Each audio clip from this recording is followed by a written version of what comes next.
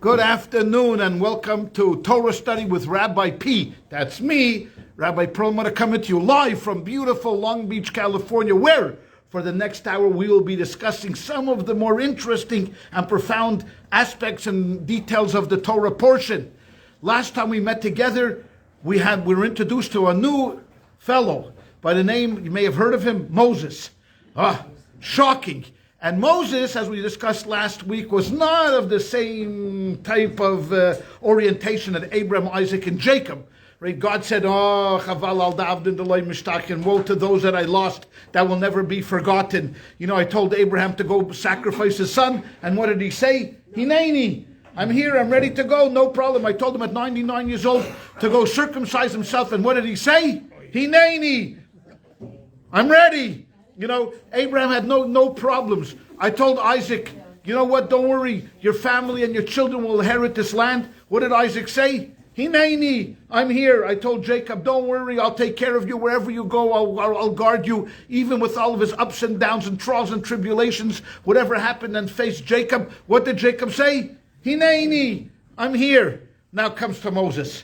I tell Moses to go down to Egypt and to tell Pharaoh, let my people go. You've held them enough, you know, in servitude and in slavery. I want them out. What did Pharaoh say? Oh, no, you're nuts. Well, why would I let him out? Are you kidding me? You know what kind of labor costs are today? You have 100,000, 200,000 people working you for nothing. You know, no overtime, no 401k. No way. So what does Moses say? Not hineni. He doesn't say hineni, right? What does he say? He walks out there and says, what did you do to me? He says to God, right? You sent me down to Pharaoh to get the people out. Not only haven't I gotten them out, but what happened? They're worse off today than they were last week. Last week, at least, Pharaoh delivered the straw to make the bricks. Now, he won't even deliver the straw. The Jews have to get their own straw. So God, he's a different kind of a character, this Moses. You know? So God says to him, wait. You're rushing. We're playing the long game. You know, you want to get there right away to the short game? Wait, relax. This is a long game we're going to play over here. Meaning that, you know, the season has to have a number of different episodes. You can't have everything, the final episode on the first show. It doesn't work that way. Take it easy. We're going to get the Jews out. They're going to be free. But it's going to take a little bit of time and a little bit of effort. We're going to rain down on the Egyptians plagues, you know, until Pharaoh says, get them out of here, man. Get them out of here. I don't want to see them anymore. And Moses says, okay. But before that happens, it's interesting. Because when we pick up the story, Moses again says, if you want to follow along, although we jump from place to place, you know, Moses says to the people, you know what? I'm going to come take you out. The people's response is, we don't get it. Why don't we get it? And it's interesting, because if you want to follow along with me, and if you go to page 321, you can go to chapter number 6. Chapter number 6, and this is going to be verse number 9. Verse number 9. So Moses spoke accordingly to the children of Israel, because God said to him, go tell the children of Israel, I'm going to take you out, and tell Pharaoh to send them out. So Moses went and he spoke to the children of Israel, but they did not heed Moses. They didn't buy into Moses. And then the Torah tells us why. It's interesting. Because of shortness of breath and hard work. See, this is what Pharaoh's intention was. And historians and other dictators have learned from him. So what do? If you want to break someone's spirit, you know what? Because until they have a spirit and hope, then you're in trouble if you're a dictator. Because there's always this chance that someone's going to come around like Moses and is going to tell everybody, hey, you know what? Well, why? Well, what are we doing here? Let's rise up and then get rid of Pharaoh, get rid of him. We can take him. So what do? You break their spirit and extinguish their hope. And how do you do that? By giving them back-breaking work. Because if you wake up in the morning and you can imbue into their minds and into their heads that, you know what, all you are is a slave You're nothing more. And there's zero chance. You understand that? Zero chance for you ever to change your position. It's not like, here in America, it's a land of opportunity. Meaning what?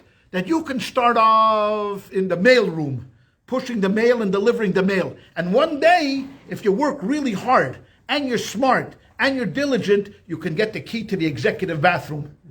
That's when you know you've made it. You get the key to the main toilet on the 27th floor.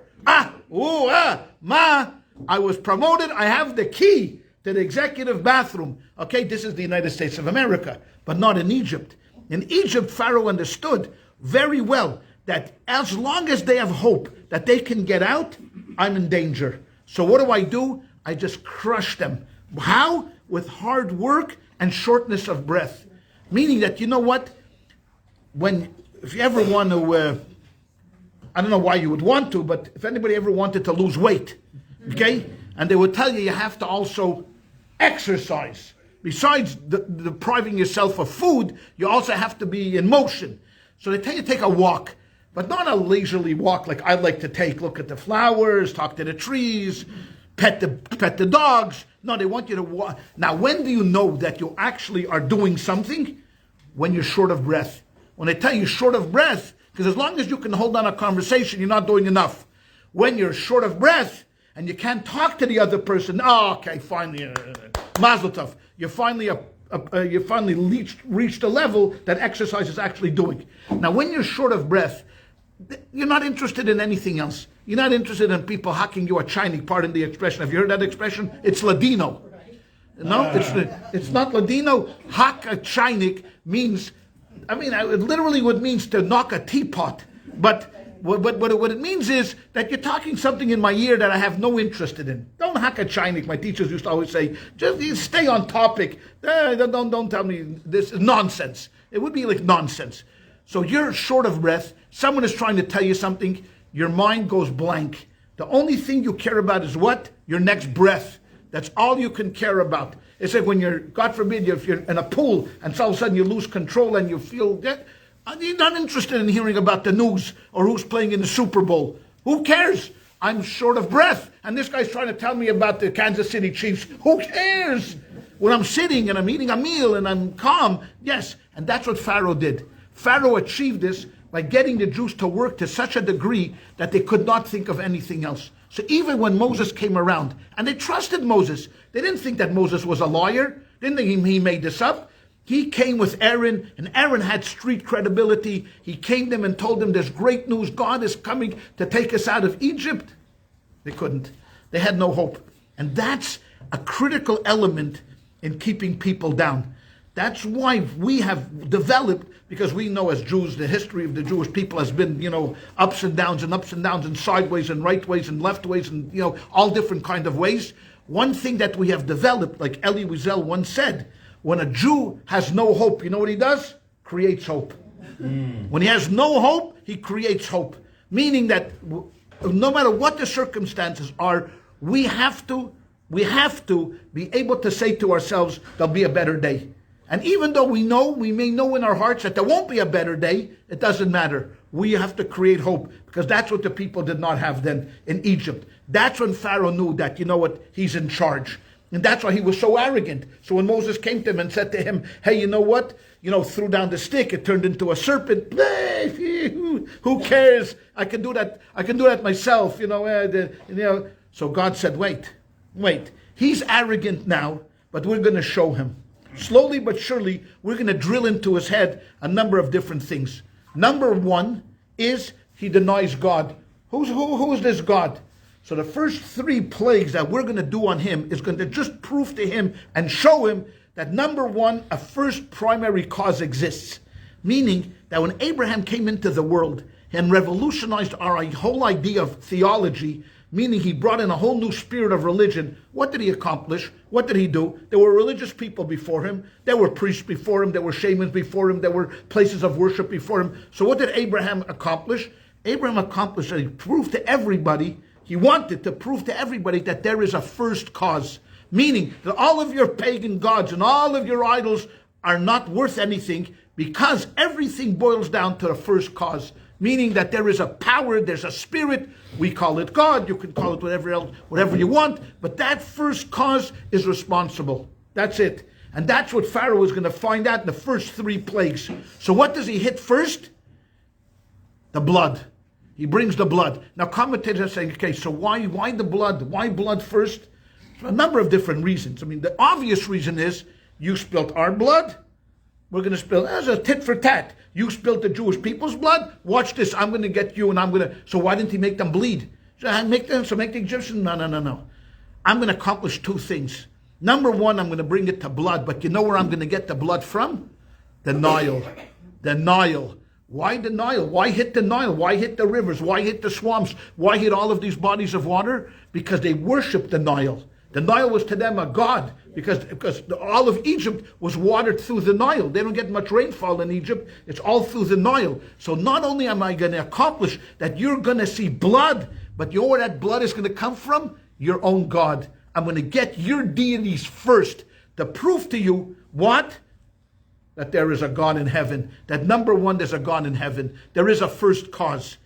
So therefore he brings blood. Now Pharaoh was not that impressed with the blood. Why? Because his magicians could pull the same stunt. You bring blood, we'll bring blood. You bring blood. The Egyptians, I'm sure, were not too happy because wherever they went, everything was blood. So, you turn on the faucet, blood came out.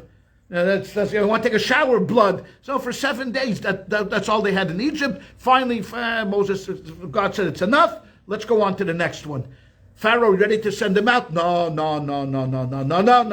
So the next one was croaking. You ever hear a frog croak? It could drive you nuts, especially when it's outside your window and you're trying to sleep. Ribbit. Now imagine if we had 1 million frogs here in Long Beach. You'd go crazy. You'd go nuts. Now, it's interesting. The Medrash, which gives us the backstory, tells us that the whole plague started with 1 frog. 1 frog rolled his way into Egypt. Again, the Egyptians said, 1 frog? That's how you're going to threaten us? They decided, watch this, we're going to kill the frog. So he hit the frog with a stick, and guess what happened to the frog? Multiplied. They said, okay, we'll get all, and that's all they kept hitting the frogs, multiplying, until the whole country was full of these croaking frogs, and everything was all over. And then Moses said to Pharaoh, are you ready to let us out?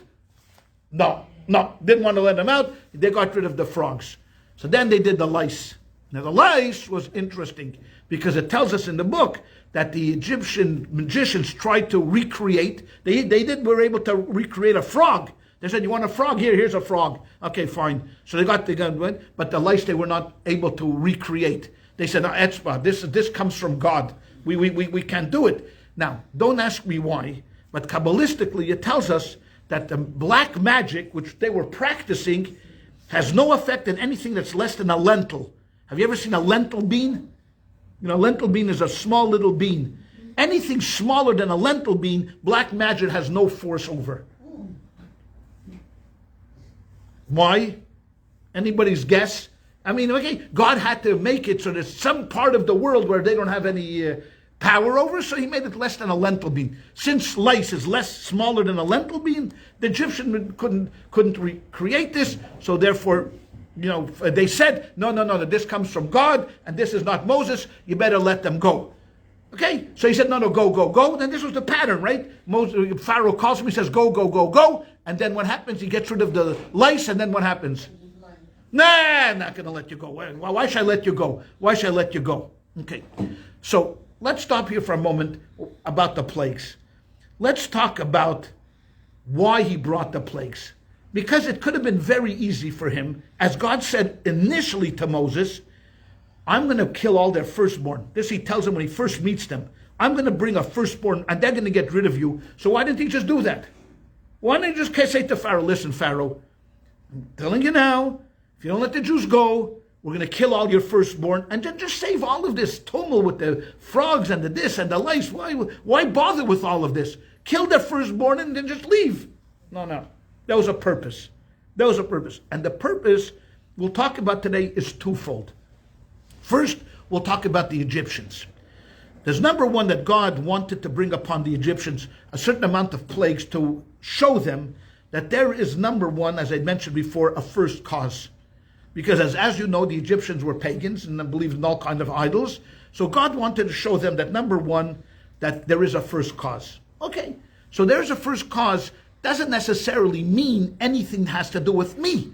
There could be somewhere up there in the sky, far, far away in a different galaxy, who knows where, only where the USS Enterprise goes, where no man has gone before. There's a first cause. Good for them. So, what's his name?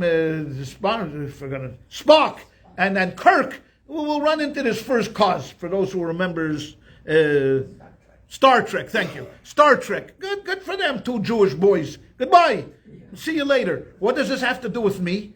Number two is, I'm going to bring you through the plagues. I'm going to do something else. That not only is there a first cause, but that this first cause watches over everything and metes out punishment and reward. Meaning, what Abraham brought into the world was not only about monotheism, that there is one God. A lot of people could believe in one God, but you could also at the very same time believe in the Hebrew, it's called Ozav es Hashem es haaretz, that God left.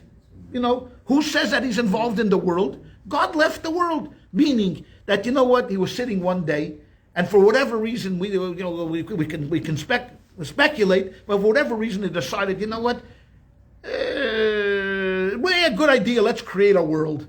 Okay, so he will go, Bereshis bar Lakim, boom, in the beginning, God creates the world, 7 days, and after 7 days, he says to himself, okay, been there, done that, let's go on to the next project.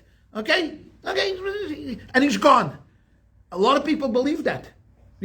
Like for example, many of our founding fathers were what we call deists.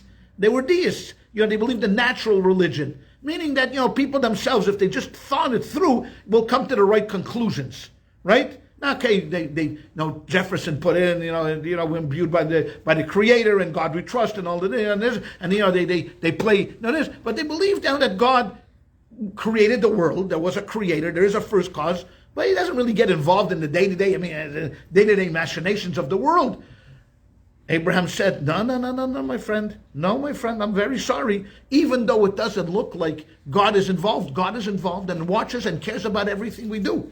So step number two is that, I'm going to show Pharaoh that not only is there a first cause, but that God metes out reward and punishment. And since you have done this to my people, because you have taken God's apple of his eye, B'ni b'chayr Yisrael, Israel is my firstborn, and you have taken them and you have subjugated them and you have oppressed them and you have killed them. Now it's time for payback. Now it's time for simple payback, and you're going to get the payback. That answers one of the questions that many of the philosophers have asked. Is Pharaoh in the first five plagues changes his heart, but the last 5 plagues, what does it say? Vayechazak Hashem es leiv Pari, that God then hardens Pharaoh's heart. Well, how could that be? God is, we talked about this on Saturday during services. How can God manipulate free choice? If Pharaoh wanted to let them out, well, God can't force you, can harden your heart. If you want to repent for a sin that you did, it wouldn't be very fair if God said, no, I'm not going to let them repent, I'm going to harden. No, God doesn't do that. He's not in the business of playing with free choice. So there's a number of different answers that philosophers, and one of them said, this is the punishment. This is your punishment. Because what you did is, because you hurt our people and you were not nice, you're not a nice guy, I'm going to harden your heart in order for you to get punished. Okay, fine, that's Maimonides' approach. Other people's approaches are, that's fine, great. So that's number 2. Now number 3, that Moses wanted to imbue in Pharaoh, is say to him, not only does God watch over everything and metes out punishment, he also can change if he wants to. He can change whatever he likes here in nature. Doesn't matter. If he said tomorrow the sun should rise from the west and settle in the east, guess what happens?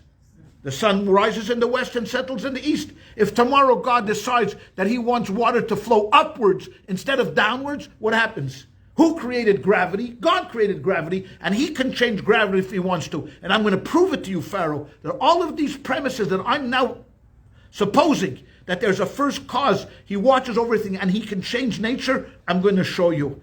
But that was the purpose of the plagues. One after one after one. It took a long time for Pharaoh to be able to understand that, it's not magic. Moses is not doing this on his own, but these things that are happening to them are real.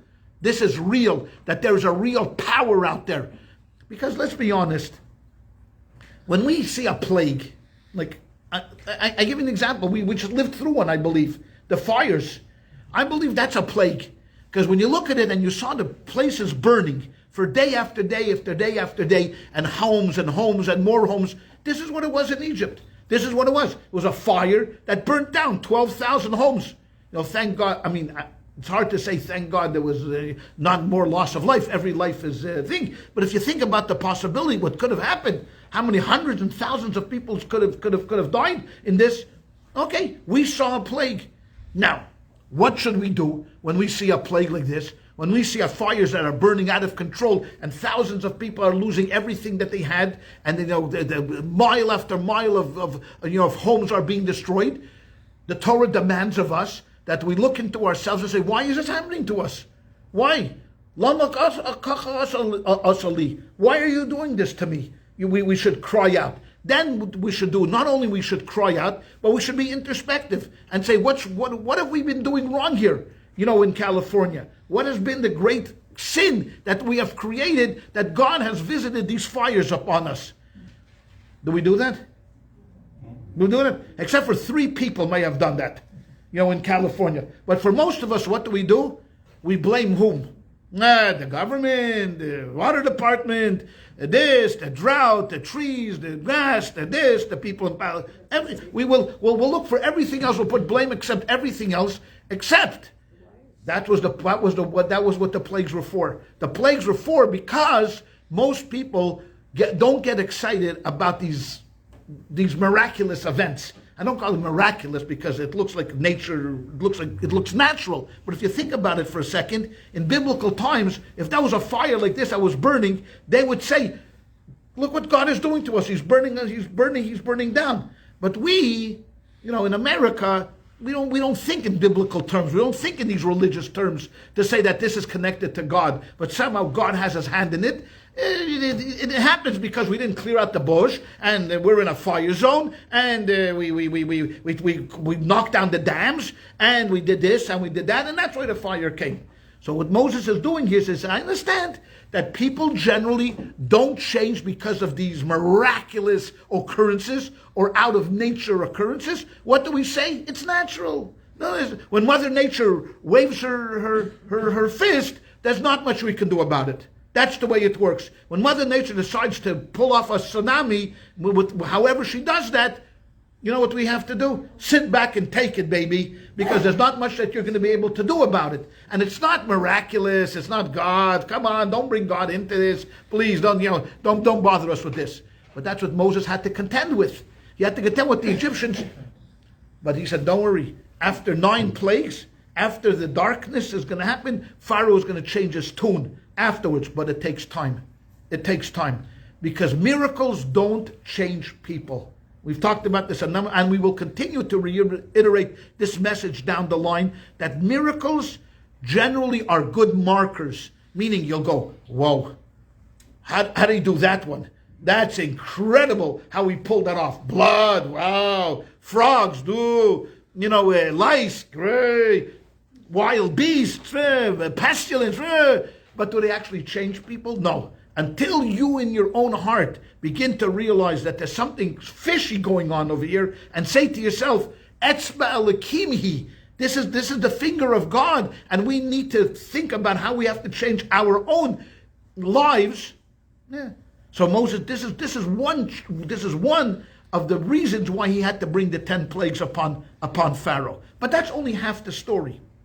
That's half the story. What's more important to us is what happens to Egyptians happens to Egyptians. You know what? Okay, they were bad to the Jews and they get the plagues. Okay, fine. And we celebrate this every Pesach when we make a big fat Seder, and we don't eat for 2 hours because we have to retell the story that we all know already. I don't know if you ever watch clips online, but there is a comedian, Sebastian Maniscalco. He's an Italian guy. He's a very funny guy. Let's put it that way. Maniscalco, whatever it is. And he talks about dating a Jewish girl, and he comes to a Seder. And he looks around, and he doesn't see any food. He says, when are they food? They tell him 2 hours. 2 hours? What are you, 2 hours? He says, by an Italian feast, the first thing you do is bread and oil. If you don't have bread and then you start dipping 2 minutes into the thing, there's going to be a problem between us. And no one touched the food for 2 hours. I see you touching anything before I tell the whole story in its gory detail. That's why people bring their own food when you get invited to a guest. If you're a guest and invited to someone else's Seder, bring a snack. I'm telling you right now, because no matter who it is, you could be Reformed, Conservative, Orthodox, Super Orthodox, it could be Moses himself. I don't care. They're going to tell the story. My father sat there and read every single word, and me being the only son had to sit there, and everybody else around were like making their way into the kitchen surreptitiously. Well, I don't know. Where's everybody going into the kitchen once in a while? Why? But I was a good son, and I did what my dad told me to do. So I sat there for 2 hours listening to the whole story. Okay, so that's the Egyptians, and we celebrate them on Pesach. Very good, done. The more important aspect to us is Moses came here for the Jews. The Jews themselves, as we've mentioned, just prior to getting into the Egyptians, were short of breath and hard work. So when they came and Moses gave them this wonderful message of freedom and of redemption, of salvation, when I tell you Mashiach is coming, give me 1 second, Sylvia, and then I'll let you. When I tell you Mashiach is coming soon, literally in the next little while. What's your reaction? Please. Yeah, right. Come on. Right? The Rebbe for years and years, every time talked about the coming of Mashiach. And he was excited. And everyone, so there was one rabbi who was standing behind him and said to him, Rebbe, why are you so talking about Mashiach? Everybody in this room believes Mashiach is coming. He said, yeah? He said, what's this? If I told you I want you to lend Etty $20,000 till Mashiach comes, would you do it? The guy goes, See, that's why I'm talking about Mashiach. Okay? That's why. Because, it's very nice. The words are great. Mashiach is coming, Mashiach is coming, Mashiach is coming. But then when you have to put dollar on the table, would someone lend me $20,000 and I'll pay them back when Mashiach comes? Everybody is like, I wish I don't have the 20,000. Yes, you do. Okay? And that's what Moses was up. Sylvia, go ahead. I was looking at this passage. Okay, Velo Shomu Moshe, we could say Ruach Ume'avadah Kasha. Correct. Okay, now it's saying they could not hear, or Moses, because of when it says the Mokser Ruach, the shortness of breath. I know it can also be translated as like anguish of spirit, and you were saying that it affected their spirit, and also the Ume'avadah Kasha, hard work. My question is, okay, because of what we went through, what Israel went through with Egypt, it was so difficult they couldn't even hear when deliverance was coming to them. So it evidences a broken spirit to me. So once we've gone through so much, and we've gone through so much with Egypt, with the Holocaust, with October 7th, how can we be completely restored as a people? Oh, that's a very good question. That is an excellent question. So I wish that I would have the words to tell you that everything is going to be okay. I wish I had the words to say, you know what? After everything we've gone through and everything that has gone through, we're going to be okay. It's hard. It's very hard. Especially, see, when we talk about historically. So history, okay, you know what? We went through Egypt. Okay, fine. We talk about the Crusades. Okay, Khmelnytsky's this, all of these things. The Holocaust is a little different because we have people that went through it, or we have survivors' children. Okay, but what's really the crack of the tops of everything is October 7th.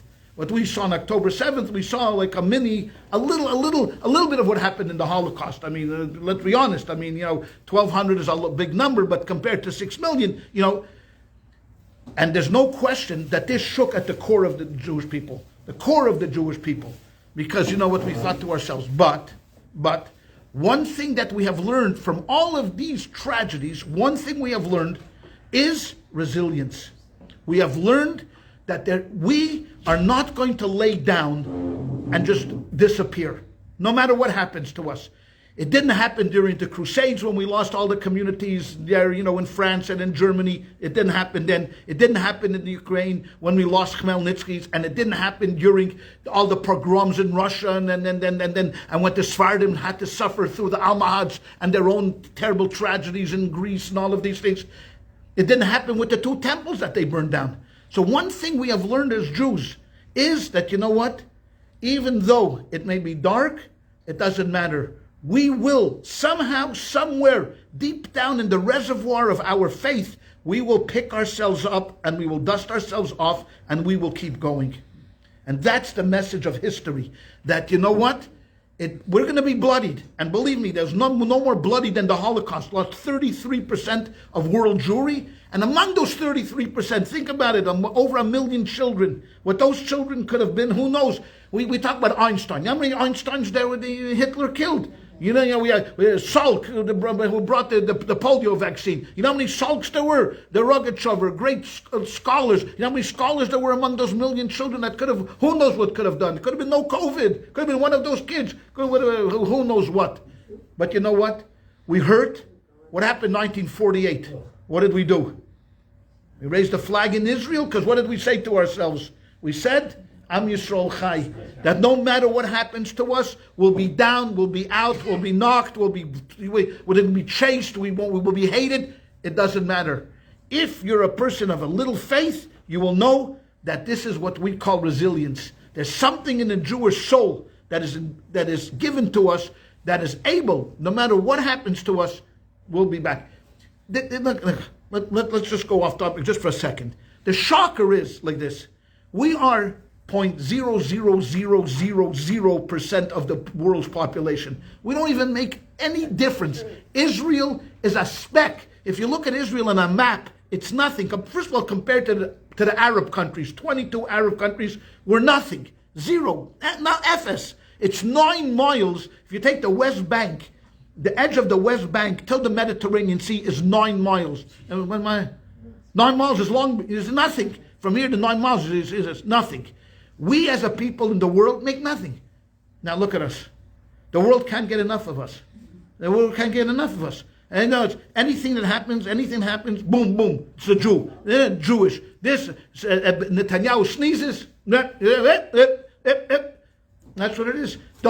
Think about it. October 7th happened, and for the next whole year, that's all that the politics was about how you're going to relate to October 7th. You know why? Because we know that we make a difference. We are here to do something. We're not going to stay quiet. We always have opinions, and we matter. We matter. Why we matter? Don't ask me. It's a miracle why we matter. Even going after the Jewish vote. I mean, let me be honest. The Jewish vote is what? It's chai kak and a right and food them. It's a small little percentage of the population. But everybody's going to court the Jewish vote, the Jewish vote, the Jewish vote. 8-pack, 8-pack, lay-pack. Okay? Thank you, Sylvie, for bringing this up. Now my blood pressure is way up there. I better take a pill. Dave, you have my pill for me? Give me my pill. All right. But that's what it is. This is what it is. Because it's called resilience. And that's a perfect segue into what Moses is trying to imbue into the Jewish people. We've never had this kind of an experience before. This is the first time that the Jewish people ever found themselves subjugated. Abraham had his issues. Isaac had his issues with with the king of Gur. Abimelech. Jacob had his issues, but never as a people where we found ourselves in this thing. So Moses now has to come again and has to bring in a spirit of hope to the Jewish people. And how do you do that? You do that by pulling off what you predict that you're going to pull off. So when he comes to the leaders of the Jewish people, what happened last week? He gathered all together the 70 elders, and when he went to Pharaoh, who went with him? How many? One. One guy went with him, his brother. All other 70s, they all disappeared. Why? Because of shortness of breath and a spirit that was broken. So now I'm going to bring back the spirit to you. Watch what I'm going to do. I'm going to bring blood. It's going to be blood all over Egypt except for you. You are going to open up a tap and water is going to come out. And then the Egyptians are going to open up a tap and blood is going to come out. Come on. That's a good one. You have to admit. How does he do that? How's he doing that? There's going to be frogs all over except for the Pico Robertson area in Los Angeles. That's it. There'll be frogs here, frogs there, frogs everywhere, except in Pico Robertson. You won't find a frog. You'll go to the neighborhood. You're familiar with Pico Robertson in Los Angeles? It's in the name. It's right into what we call the Jewish ghetto, right? All those restaurants and stores. No frogs there. Okay, fine. Everybody is going to have lice. Lice everywhere, but not you. You won't have lice. Then comes the to me, this is a good one. The wild beasts. The wild beasts. Everywhere there's wild beasts except in Goshen. Goshen is where the Jews live. You couldn't find a lion, a tiger, a giraffe, an elephant, a mongoose, whatever was running around. And then Paro said, oh, you know what? There's a God. He already started to see by the fourth thing, Pharaoh started to say, okay, there's something going on here. But this was also part of getting the Jews, because don't forget that they were enslaved over 100 years. Over 100 years this was going on. So this was generational. This was not one generation, this was generational that was going on. And if you're generation after generation after generation of having the spirit broken, and especially when it came into drowning all the Jewish boys and all the murder and all of that stuff, you begin to lose hope, you begin to lose faith, and you begin to lose hope, and you begin to lose everything that you thought. And now that you get in midst of this culture, so what do you think the Jews did? Well, the Jews started to Egyptianize themselves.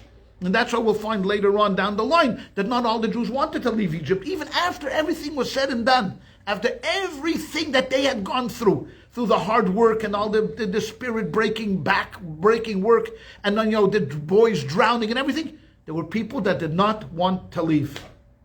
They did not want to leave.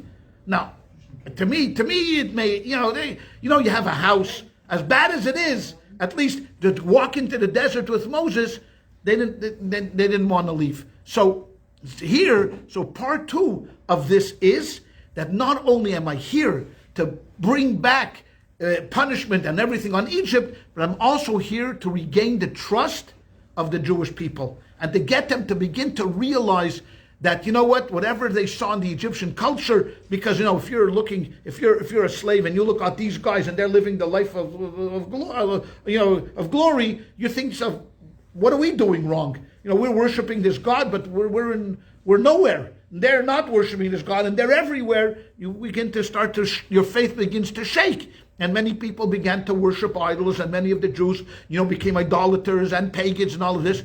And this is what Moses' task was. That's why early on, he knew that this is not only about the Egyptians. He also knew that maybe even harder than getting the Egyptians to let the Jewish people go is getting the Jews to believe in him. Getting the Jews to do all of the things that I mentioned about Pharaoh, about, the first cause, and about God controlling everything and being an ethical monotheist and all of these things. The Jews had to believe that. The Jews needed to hear it about themselves and to say, you know what? Yes, this is real. God had promised Abraham that I'm going to take them out. And not only am I going to take them out, but I'm going to take them out with a tremendous amount of wealth. I'm going to clean out Egypt. Well, when Moses first comes, what happens? You say, all right, you know what? He has a message, but the poor guy's going to be very disappointed. Very disappointed. But he doesn't give up. Because once he took upon himself this task, he said to himself, we're going. That's it. Neilech. Let's just go and get the job done. And that's why the plagues. Now, it's interesting if you want to look up why these particular plagues God brought. The blood you can understand, and this, there's a whole series of, why, like Barad, he brought the hail. The hail is where Pharaoh goes really nuts. He said, this is definitely from God. There's nothing to talk about because there was fire and water that were mixed together in the hail, which never happens. You can't put fire and water together. One extinguishes the other, does to the other. But no. They came down and Pharaoh said, okay, you know what? Go. And then Moses stopped. And he said, come back. I'm not letting you guys go. And again, it was only because he wasn't ready yet. These three ideas that Moses had to implant into his head wasn't fully developed yet, and the Jews were not fully developed yet. Which brings us to today's portion. Okay, the portion of Bo. So we had, in the previous portion, we had 7 plagues. And then Pharaoh said, nah. So there was 3 left. And here they are. One is locust. Okay, now, what is the locust? What is the locust? He said, I'm going to bring locust. He's going to eat up everything you have, no matter what. So after everything being destroyed already, with the hail and with the wild beasts and with the pestilence and all of other stuff, he is now going to bring a plague upon them, which is going to be locust, which is going to eat everything up. The Egyptians beg Pharaoh, please, I'm begging you, let them out. Don't you know that we're done already? We're finished. God is going to crush us. I mean, he's already crushing us. Well, how much more do you need? So Pharaoh calls Moses and says to Moses, okay, I want you out of here.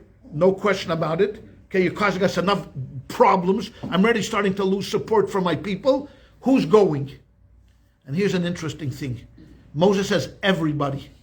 What do you need everybody for? If you're trying to tell me that all you want to do is go into worship God in the desert for a few days, that's what Moses said. I've got to go into the desert. What do you need everybody? He said, no. Pharaoh says, you go with all the adults. The kids, they stay here. So Moses says, no, the kids are not staying here. And not only are the kids not staying here, we're taking our cattle with us too. So Pharaoh says, what do you need? What do you need the cattle for? He says, because we don't know what God is going to want from us. We're going to be out in the desert and we're going to be who knows what, and God is going to give us the cattle. So Pharaoh says, get out of here. No, hardens the heart and goes. Then all of a sudden there's a weird plague, which we see that there's I don't know what the effect of this was. Darkness. God said, you know what I'm going to do? I'm going to make it dark on them. I'll make it so dark, it'll be darker than dark. How dark? You'll be able to touch the darkness. It'll be so dark that if someone's standing in a position, he won't be able to move. It'll be so palpable, the darkness. Now, what did it accomplish? What did it accomplish? This darkness. So all the other plagues I get. The blood freaks you out. The frogs drive you crazy. The lice, if you ever had lice, all these things I can imagine. There's a horrible feeling, with the boils and the hail. But what did the darkness? Okay, so I'm standing here, I sit in this chair, and I'm sitting here for 7 days. Okay, let's say if that's what the darkness was. What was the purpose of the darkness? The purpose of the darkness was twofold. It tells us. Number one, the Jews had to leave with wealth, because God had promised Abraham that when your children leave, they're not going to leave empty-handed. They are going to go with the Egyptian wealth. Now, how do you know where the wealth is? So while it was dark, the Jews went into the Egyptians' homes and checked out where their silver and gold was and all of that. So they didn't touch anything. They didn't touch anything, but they checked out exactly where all the wealth was hidden. Okay, so later on, when the Jews say to the Egyptians, hey, we're leaving for a few days. Do you mind if I borrow your gold and silver and all of that stuff? The Egyptian says, well, we don't have any. Yes, you do. I know where your gold is hidden. I know where your silver is hidden and all of that stuff. So that's numero uno. Okay, fine. The second one is interesting. Okay, the second one is a little bit discerning. Why? And discombobulating. Because what does it say? If you go to page number 345, and it says, Moses says, stretch the heavens, there shall be darkness, and there's darkness. The darkness was tangible. Moses stretched forth his hand, and it was thick darkness for 3 days. No man could see his brother, no could and rise from his place. If you sat down there, you sat for 3 days. Fine, okay, fine. But, and here's the kicker, but for the children of Israel, there was light in their dwellings. The Jews had light in their dwellings. Well, they were great. It was great for the Jews. The Egyptians, darkness. For the Jews, sunny, 72 degrees, San Diego weather, perfect. Absolutely perfect for the Jews. Okay, great. What? So a great rabbi said, okay, so what was that? So besides getting the things, what was else wrong? So the rabbi pointed to something interesting. When he said that the Jews, that the Jews had light in their dwellings, doesn't only mean that there was physical light that they can see. They were happy. The Jews were happy. Look what's going on now. The moment that Moses came and said about the blood, work stopped. There's no more work. It means Pharaoh said, okay, enough work. Because weren't you ever curious how Moses and Aaron came in and out of Pharaoh all the time? Don't you think Pharaoh had like a retinue of people why is this guy coming here? Moses and Aaron walked around like we walk around downtown Long Beach. Does anybody tell you where to go? If you want to go on Long Beach Boulevard, you go. You want to go on land, you go. No. Why is Moses and Aaron just parading around Egypt? Weren't they slaves? The answer is no. No. They came and went as they pleased because now the work had stopped. As soon as blood came, the work had stopped. They weren't doing any more work. Once they stopped doing any work, things got better. Right? Things got better. I don't have my backbreaking work. I don't trust Moses yet. But what happened? Things were good to them. They were happy. What happens? When I say to you now, hey, come with me. We're leaving Egypt. We're going into the desert. We're eventually going to go to the land of Israel. We're going to conquer it. What do you say? Thank you, Jack. What do you say? Why? Things are good. We have here. There's light in our dwellings. So that says that during the plague of darkness, a lot of Jews passed away. They died. The ones who wouldn't leave Egypt, God knew who was not going to leave Egypt. Those people passed away during the plague of darkness. Now, which would make sense to me because later on everybody leaves Egypt and it becomes there's no Jews left in Egypt. What happened to the Jews that didn't want to go? No, but this teaches us a very interesting something. And you know what? And here's where the Zionists didn't read this pasuk very well. What do I mean by that? The Zionist movement started in seriousness in the middle of the 19th century. It was probably an outgrowth, like many of the other things that came about, against anti-Semitism, where Jews thought to themselves, Rabbi Shalom, what are we going to do with this anti-Semitism? We're experiencing it in Russia, in Ukraine, in Poland, in here. What are we going to do? Came along this idea of Zionism, that you know what, it's about time everybody has a country, we need a country. So there were books written about Zionism, and there was books written about self-determination, and the beginning of the movement started, we need to do something. It took many years and trials and tribulations, and it waned and gained and went back and forth. But then there was a guy with a big black beard. You may have seen a picture of him. He was a rabbi. Was he a rabbi? Herzl. No. There was a guy, Theodor Herzl. And it's interesting in history how history works. I'm a big believer in when I love this, like a rehabilitation story. I love when the unexpected happens. When someone who you never expect to do something fantastic, like when if Tom Brady wins, who cares? I care, but besides that, who cares? No one cares because he wins all the time. When Michael Jordan wins all the time, it's enough. Dayenu. But when some guy who you never expect rises up and wins, that's a great story. That's a fantastic story, right? Comes along this guy Theodor Herzl, and he's a secular Jew with no connection to religion, and he's covering. He's a journalist. Comes to cover the Dreyfus trial. If you don't know what that is, look it up in Wikipedia. The Dreyfus trial, and he sees a tremendous amount of anti-Semitism in France, and he decides, no, we're never going to be able to deal with these people. We need our own country, and he gets the Zionist movement off the ground. Doesn't mean he was a for Zionist, but he's a great organizer. He organizes for Zionist Congress, and that kind of gave impetus later on to the British Balfour Declaration, where the British government said, we're into it, for the Jewish people to have their own homeland. Now, the Zionists thought to themselves, look, what's going to happen? The moment that we're successful and we establish a homeland wherever, this whole idea of Uganda came up, and Herzl presented it, and everybody said, are you nuts? Well, who wants to go to Uganda? We want to go to Palestine. Palestine is our natural homeland. That's where we are. Okay, fine.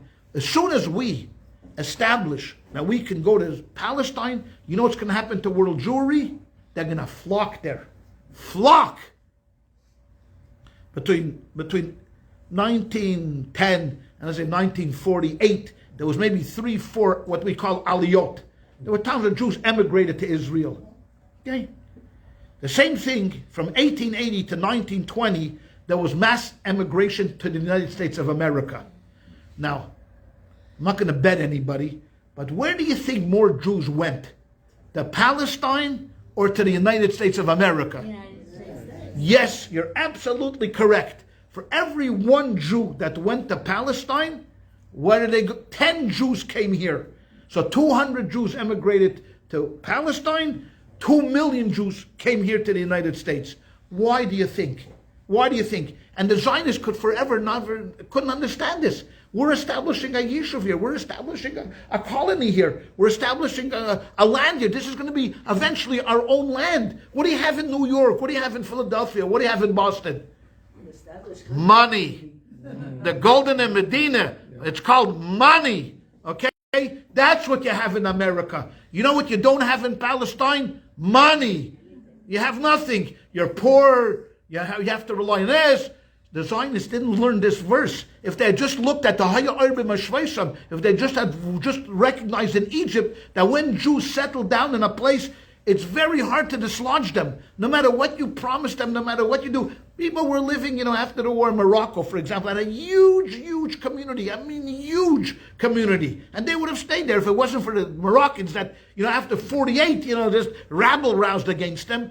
They would have stayed in Morocco. Iraq had a Jewish community. If it wasn't meant for the anti-Semitism, look at Iran. Iran today, Iran has more than 25,000 Jews. Think about that for a second. A country that's a sworn enemy of Israel has 25 to 30,000 Jews still living over there. You think, why? Money. We're happy here. So here in America, you know what? People just come over here and make millions. That's all you have to do. Come here to America, you'll make millions, trillions, hundreds of millions, billions. Doesn't matter. But in Palestine.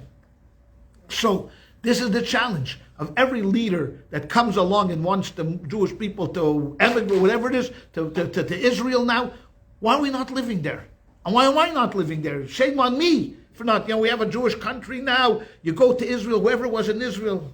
To be a religious Jew in Israel is so easy. You know how many kosher restaurants there are in Long Beach? None. Zero. You have to eat kale. Okay? You go to Israel, every small place. You go to a gas station, a restaurant. You go here, there's a coffee shop, a falafel place. Turn the corner, shawarma. Turn the next corner, shashuka. All the Sephardic foods, I don't know. And you go to another place, Kogel, finally, an Ashkenazi joint. But that's what it is. Because we're happy and we're entrenched, we're established, and this is going to be the challenge of Mashiach Tzidkenu.